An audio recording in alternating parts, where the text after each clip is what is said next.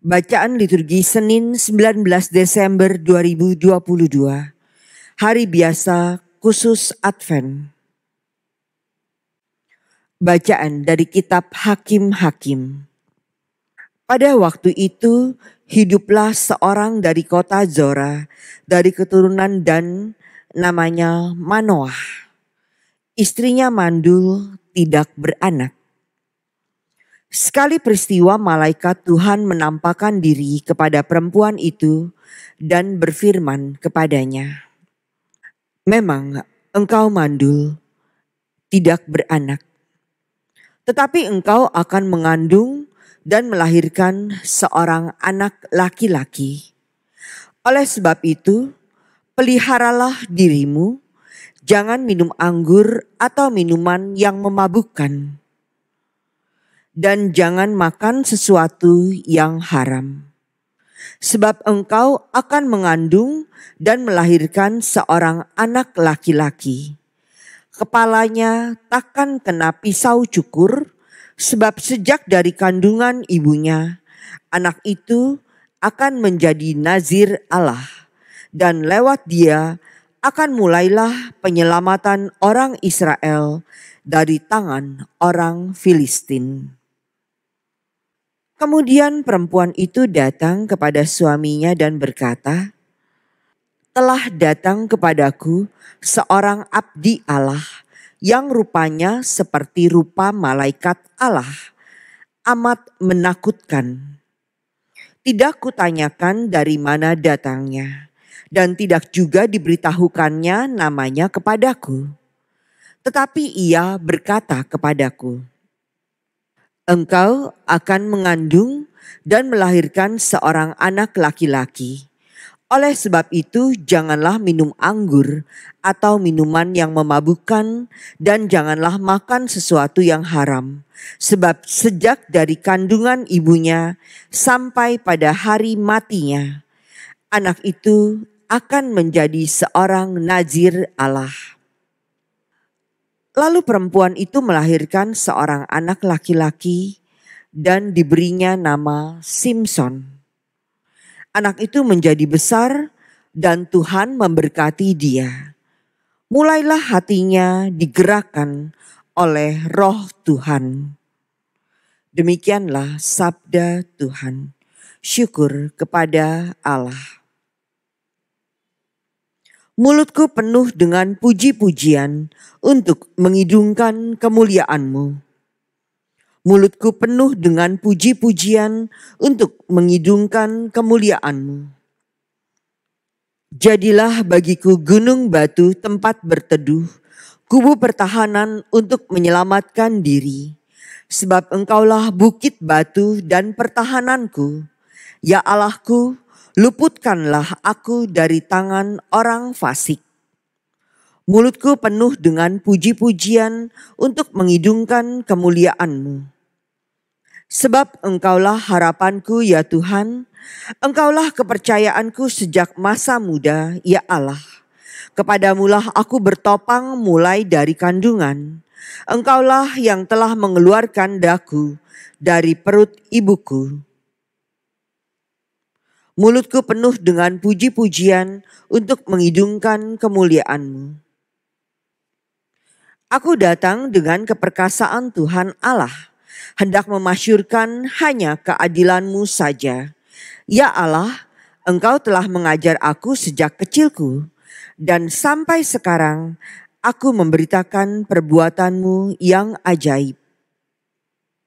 Mulutku penuh dengan puji-pujian untuk mengidungkan kemuliaan-Mu. Haleluya, haleluya. Oh Tuhan, Tuhan Sisai yang mencurah di tengah-tengah bangsa-bangsa. Bebaskanlah kami dan jangan berlambat. Haleluya, haleluya. Inilah Injil suci menurut Lukas. Dimuliakanlah Tuhan. Di zaman Herodes, Raja Yudea, hiduplah seorang imam yang bernama Zakaria dari kalangan Imam Abia. Istrinya juga berasal dari keturunan Harun, namanya Elisabet. Keduanya hidup benar di hadapan Allah dan hidup menurut segala perintah dan ketetapan Tuhan dengan tidak bercacat. Tetapi mereka tidak mempunyai anak, sebab Elisabet mandul dan keduanya telah lanjut usia. Sekali peristiwa waktu tiba giliran kelompoknya, Zakaria melakukan tugas sebagai imam di hadapan Allah. Sebab ketika diundi sebagaimana lazimnya untuk menentukan imam yang bertugas, dialah yang ditunjuk untuk masuk ke dalam bait Allah dan membakar ukupan di situ. Pada waktu pembakaran ukupan itu, seluruh umat berkumpul di luar dan sembahyang. Maka tampaklah kepada Zakaria seorang malaikat Tuhan berdiri di sebelah kanan mezbah pembakaran ukupan. Melihat kejadian itu, Zakaria terkejut dan menjadi takut. Tetapi malaikat itu berkata kepadanya, "Jangan takut, hai Zakaria, sebab doamu telah dikabulkan. Elisabet istrimu akan melahirkan seorang anak laki-laki bagimu, dan haruslah engkau menamai dia Yohanes. Engkau akan bersukacita dan bergembira, bahkan banyak orang akan bersukacita atas kelahirannya. Sebab ia akan besar di hadapan Tuhan dan tidak akan minum anggur atau minuman keras. Ia akan penuh dengan Roh Kudus mulai dari rahim ibunya. Ia akan membuat banyak orang Israel berbalik kepada Tuhan Allah mereka.